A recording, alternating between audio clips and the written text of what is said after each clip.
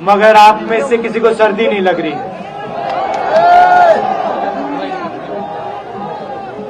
आप बारिश में खड़े हुए, कोई भीगा नहीं। गर्मी में आपको गर्मी नहीं लगी, सर्दी में आपको सर्दी नहीं लग रही है, क्योंकि देश की शक्ति आपके साथ है।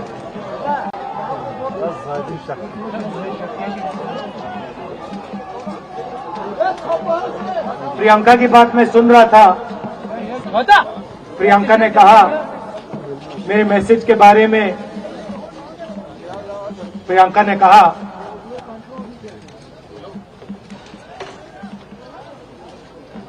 नॉर्मली होता नहीं है, मगर मेरे आंख में आंसू आए।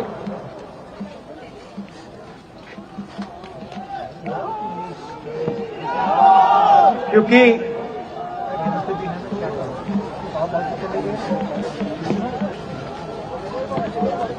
ओ छाता नीचे नीचे, ओ नीचे वाइट वाइट छाता, ओ छाता नीचे आ जा। मैं कन्याकुमारी से चला, वाइट छाता, ओ छाता नीचे। साला कौन है ये बेवकूफ? और पूरे देश में पैदल चले। मैं सच बताऊं, आपको अजीब लगेगा, मगर मैं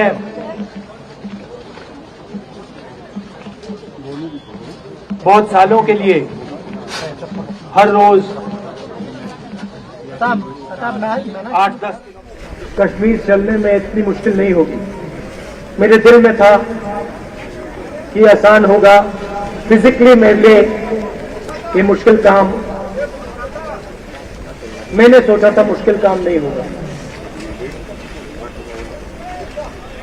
शायद मैं काफी वर्जिश करता हूं, अहंकार आ गया जैसे आ जाता है।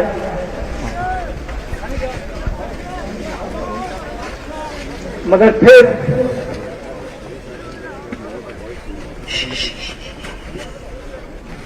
बात बदल गई। जब मैं छोटा था,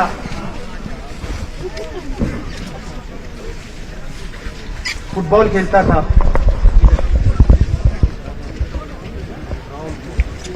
और कॉलेज में जब मैं फुटबॉल खेल रहा था, एक बार मुझे बहुत जोरों से घुटने में इंजरी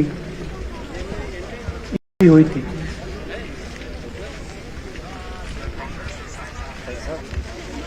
मैं उसको भूल गया था।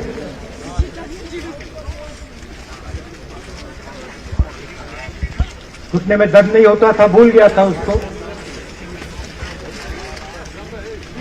दर्द गायब हो गया था। मगर कन्याकुमारी से 5-7 दिन बाद घुटने में प्रॉब्लम आई, और जबरदस्त प्रॉब्लम आई। पूरा अहंकार उतर गया, और मैं सोचने लगा क्या मैं ये जो 3500 किलोमीटर हैं, क्या मैं इनको चल पाऊंगा या नहीं। तो जो मैंने सोचा था आसान काम होगा, वो काफी मुश्किल हो गया। मगर फिर मैंने किसी न किसी तरीके से ये काम पूरा कर दिया। बहुत सीखने को मिला, बहुत कुछ सीखने को मिला। मैं आपको बोलूं तो दर्द सहना पड़ा काफी, मगर सह लिया।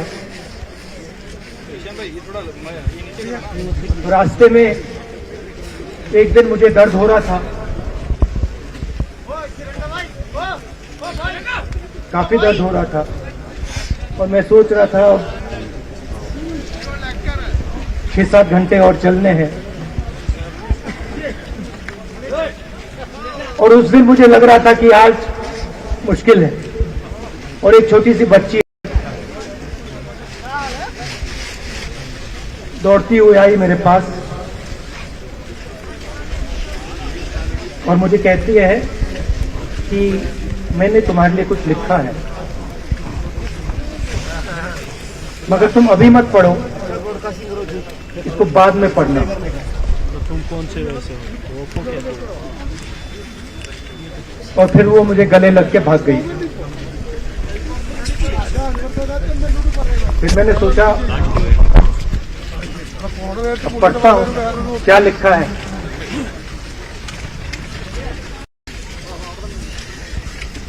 तो उसने लिखा था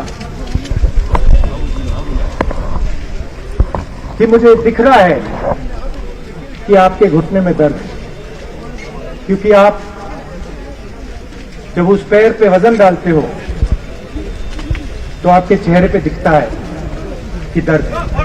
मगर मैं आपको बताना चाहती हूं कि मैं आपके साथ कन्याकुमारी नहीं चल सकती हूं, क्योंकि मेरे माता पिता नहीं चलने दे रहे हैं। मगर मैं दिल में आपके साथ, आपके साइड में चल रहा हूं, क्योंकि मैं जानती हूं कि आप अपने लिए नहीं चल रहे हो, आप मेरे लिए चल रहे हो और आप मेरे भविष्य के लिए चल रहे हो। और उसी सेकंड में, पता नहीं अजीब सी बात है, उसी सेकंड मेरा दर्द उस दिन के लिए गायब हो गया। दूसरी बात, मैं चल रहा था और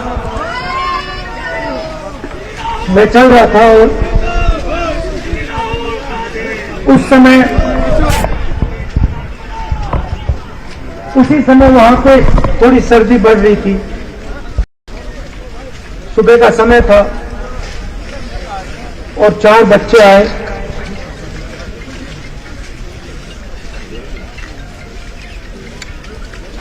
पता नहीं कहना चाहिए या नहीं।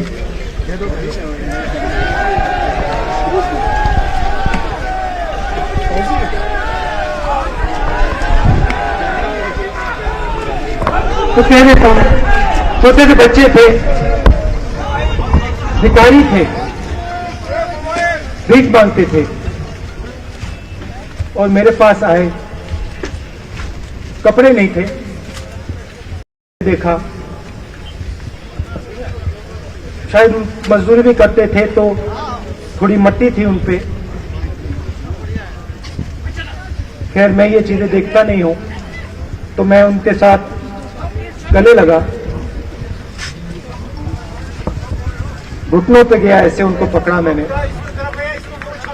क्योंकि मैं उनके लेवल पे रहना चाहता था। और फिर नहीं, सुनिए, मैं ये बात कहना नहीं चाह रहा था मगर कह दूंगा। तो उनको ठंड लग रही थी, वो कांप रहे थे, शायद उनको खाना नहीं मिला था। छोटे बच्चे मजदूरी कर रहे थे।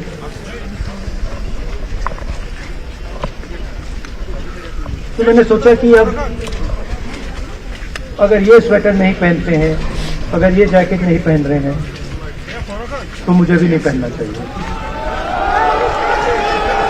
मगर मैं झिझका क्यों आपको बताना चाहता हूं। मैं झिझका क्यों आपको बताना चाहता हूं। जब मैंने ये खत्म किया, मैं चल रहा था, तो हमारे साथ एक व्यक्ति थे।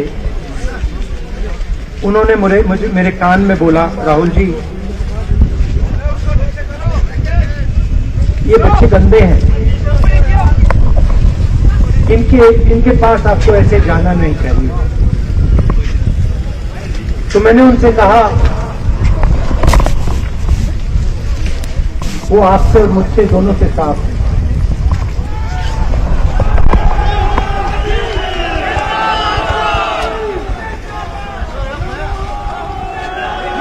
तो देश में कभी कभी ये विचारधारा दिखाई दे जाती है। दूसरी बात आपको बता देता हूं, शायद लोगों को अच्छी ना लगे।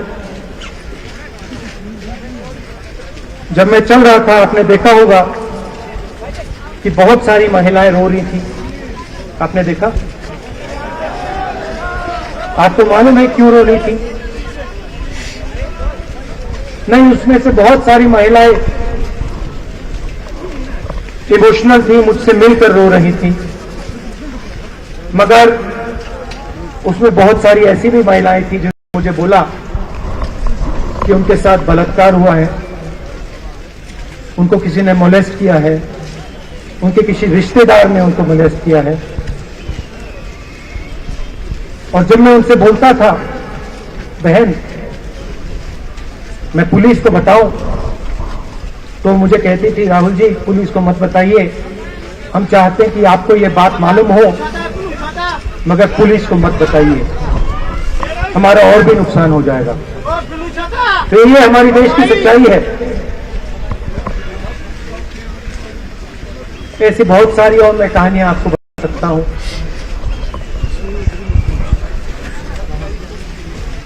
तो फिर मैं कश्मीर की ओर आ रहा था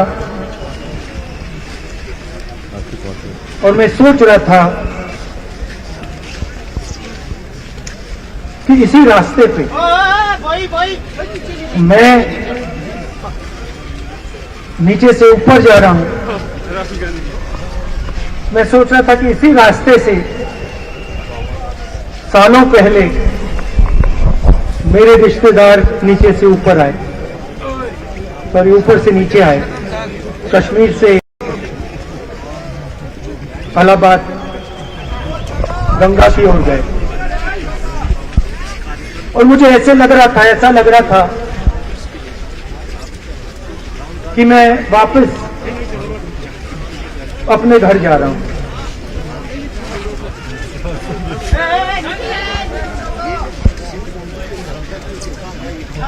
घर मेरे लिए,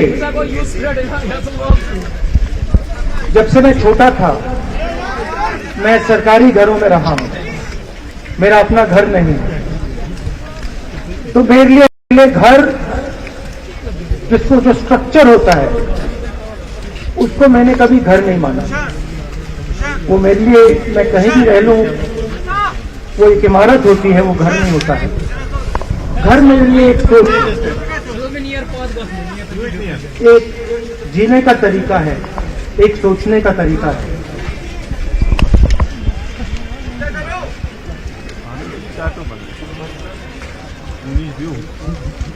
और यहां पे जिस चीज को आप कश्मीरियत कहते हो उसको मैं अपना घर मानता हूं। अब ये कश्मीरियत है क्या? ये जो शिव जी की सोच है एक तरफ, और थोड़ी सी गहराई में जाएंगे तो उसको शून्यता कहा जा सकता है। अपने आप पर, अपने अहंकार पर, अपने विचारों पर आक्रमण करना, और दूसरी तरफ इस्लाम में जिसको शून्यता यहां कहा जाता है, वहां फना कहा जाता है। सोच वही है। इस्लाम में फना का मतलब अपने ऊपर आक्रमण, अपनी सोच पर आक्रमण, जो हम अपना किला बना देते हैं कि मैं ये हूं, मेरे पास ये है, मेरे पास ये ज्ञान है, मेरे पास ये घर है, उसी किले पर आक्रमण करना, वही है शून्यता, वही है फना। और इस धरती पे ये दो जो विचारधाराएं हैं,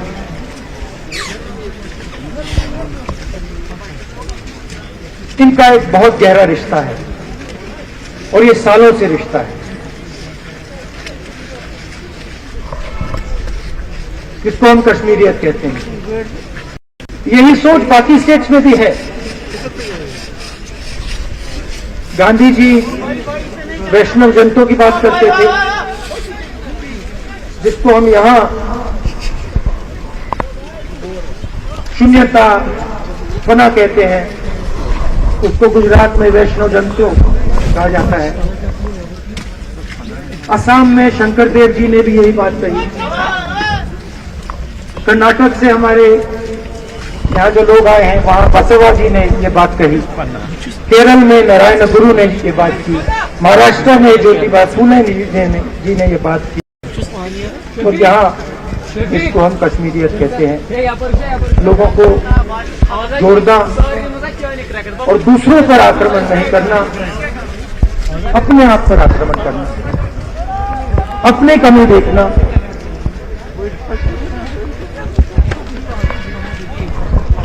मैंने आपको कहा कि मेरा परिवार कश्मीर से गंगा की ओर गया था। इलाहाबाद संगम के बिल्कुल किनारे पास में हमारा घर है।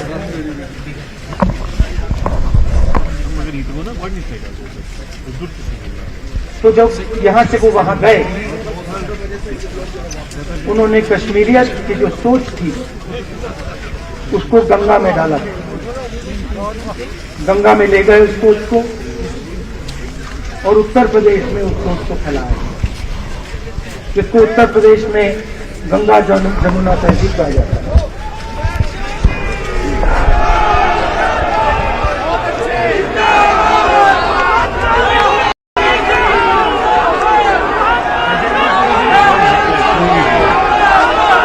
तो उन्होंने मेरे परिवार में छोटा सा काम, कोई बड़ा काम नहीं किया। जो आपने उनको सिखाया, जो जम्मू कश्मीर के लोगों ने उनको सिखाया, लद्दाख के लोगों ने सिखाया, क्योंकि उसमें बौद्ध धर्म भी है, उनके पास भी वही सोच, शून्यता की सोच उधर भी है। वो उसको ले गए और उस विचारधारा को, सोच को गंगा में उन्होंने रखा। तो मैं ये सोच रहा था जब यहां आ रहा था, पैदल चल रहा था, और मुझे सिक्योरिटी वालों ने कहा था कि देखिए, आप पूरे हिंदुस्तान में चल सकते हो, जम्मू में भी चल सकते हो, मगर आखिरी जो 4 दिन है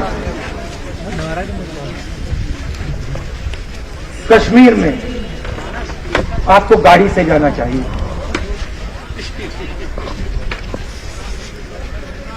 वेणुगोपाल जी ने मुझे कहा पहले, और जो ऑर्गेनाइज कर रहे थे उन्होंने कहा।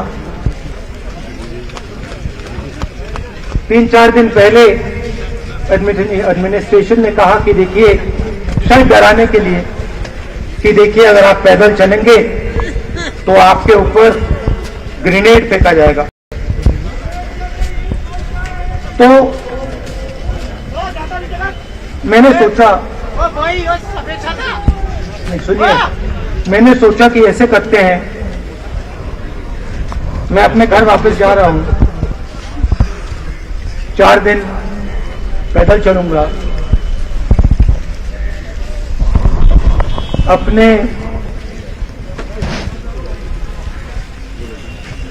घर के जो लोग हैं उनके बीच में चलूंगा। और मैंने सोचा कि जो मुझसे नफरत करते हैं उनको क्यों ना मैं एक मौका दूं कि मेरी सफेद शर्ट का रंग बदल दें, लाल कर दें।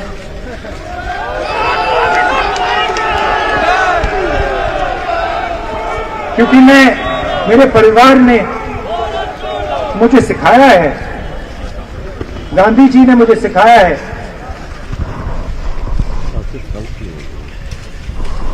कि अगर जीना है तो डरे बिना जीना है, नहीं तो जीना नहीं है। तो मैंने मौका दिया, मैंने कहा मैं 4 दिन चलूंगा, बदल दो टी शर्ट का रंग, लाल कर दो, देखी जाएगी। मगर जो मैंने सोचा था वही हुआ। जम्मू कश्मीर के लोगों ने मुझे हैंड ग्रेनेड नहीं दिया, अपने दिल खोलकर प्यार दिया, गले लगे।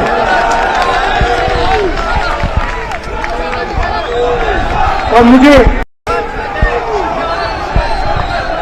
बहुत खुशी हुई कि उन्होंने, उन सब ने मुझे अपना माना और प्यार से, बच्चों ने, बुजुर्गों ने आंसुओं से मेरा यहां स्वागत किया। मैं अब जम्मू कश्मीर के लोगों से और जो यहां हमारे सेना के लोग काम करते हैं, सीआरपीएफ के लोग काम करते हैं, उनको मैं कुछ कहना चाहता हूं। सबको, कश्मीर के युवाओं को, बच्चों को, माताओं को,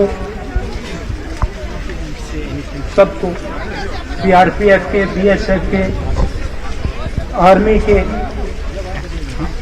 जवानों को, उनके परिवारों को, उनके बच्चों को मैं कहना चाहता हूं। देखिए, मैं हिंसा को समझता हूं, मैंने हिंसा सही देखी है।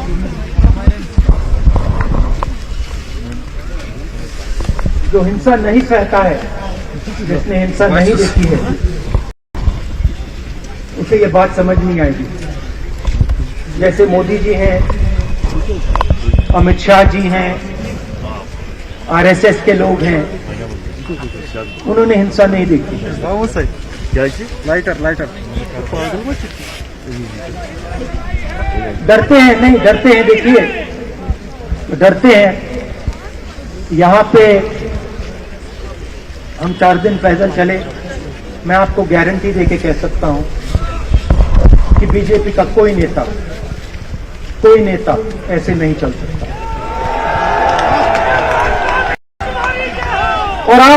और इसलिए नहीं क्योंकि जम्मू कश्मीर के लोग, इसलिए नहीं क्योंकि जम्मू कश्मीर के लोग उनको चलने नहीं देंगे, इसलिए क्योंकि वो डरते हैं। खैर, मैं अपने जम्मू कश्मीर के लोगों को, युवाओं को, बुजुर्गों को और आर्मी के लोगों को, सीआरपीएफ, बीएसएफ लोगों को थोड़ा सा बताना चाहता हूं। देखिए, मैं जब 14 साल का था, स्कूल में था, सुबह ज्योग्राफी की क्लास में था, मैं पढ़ रहा था, सामने बैठा था और मेरी एक टीचर आई, अंदर आई और उसने कहा, राहुल तुम्हें प्रिंसिपल बुला रहा है। मैं बदमाश था, बहुत बदमाश था। जब छोटा था, बहन से पूछ सकते हो क्या क्या करता था मैं, अभी भी करता हूं।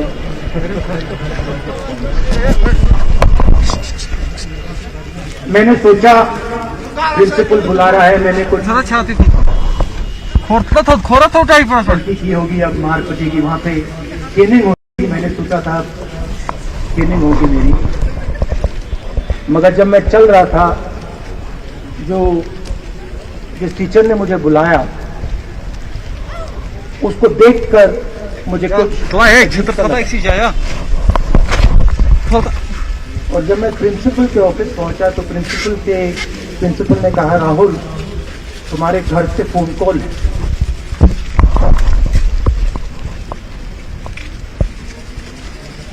और जब मैंने उसके शब्द सुने, मुझे पता लग गया कुछ गलत हो गया है। मेरे पैर कांपे और मैंने जैसे फोन अपने कान पे लगाया तो मेरे माँ के साथ एक औरत काम करती है, वो चिल्ला रही थी। राहुल दादी को गोली मार दी, दादी को गोली मार दी, दादी को गोली मार दी। 14 साल का था।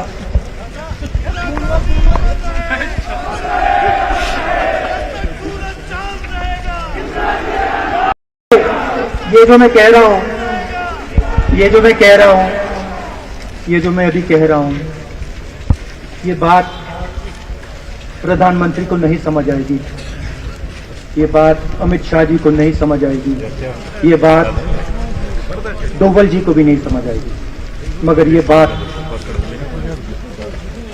कश्मीर के लोगों को समझ आएगी, ये बात सीआरपीएफ के लोगों को समझ आएगी, ये बात आर्मी के लोगों को समझ आएगी, उनके परिवारों को समझ आएगी। तो उन्होंने मुझे कहा, मोंगमू है उसका, उसने कहा दादी को गोली लग गई, दादी को गोली लग गई। और फिर मुझे गाड़ी में वापस ले गए, प्रियंका को मैंने स्कूल से उठाया, मैं वापस गए।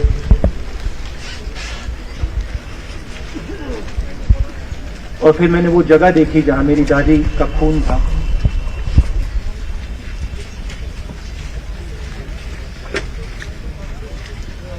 पापा आए, माँ आई, माँ बिल्कुल हिल गई थी, बोल नहीं पा रही थी।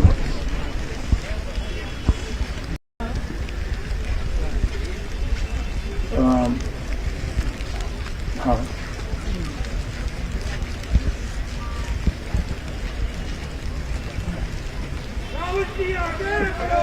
फिर क्या हुआ? तो जब जो हम लोग हैं जिन्होंने हिंसा देखी है,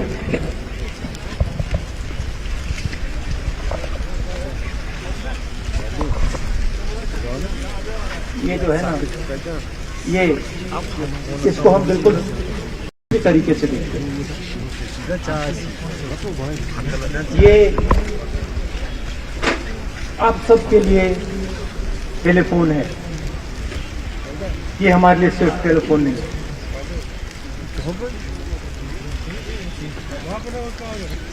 उसके बाद 6-7 साल बाद मैं अमेरिका में था और फिर से टेलीफोन आया।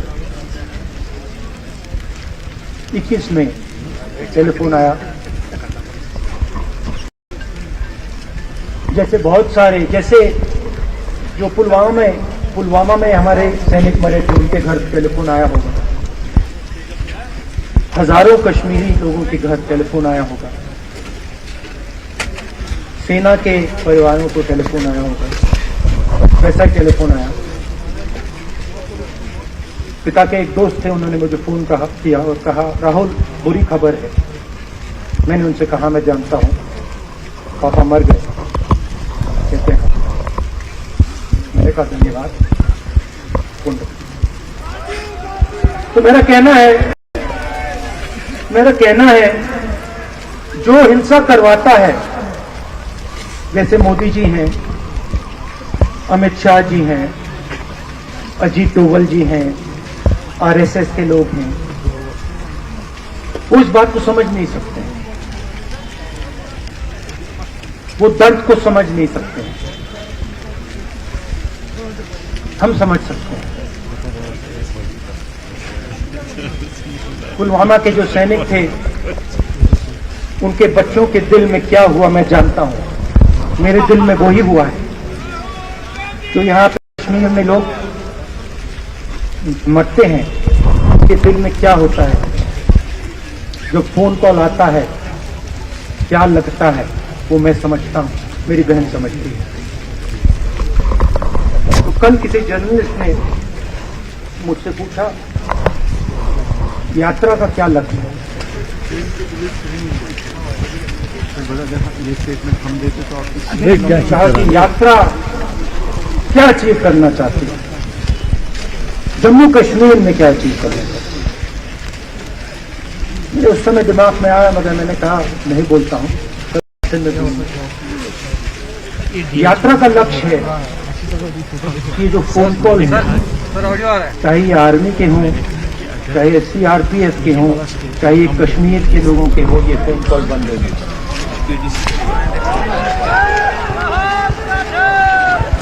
ये फोन कॉल किसी बच्चे को, किसी माँ को, किसी बेटे को ना लेना पड़े। मेरा लक्ष्य ये जो फोन कॉल हैं इनको बंद करने का।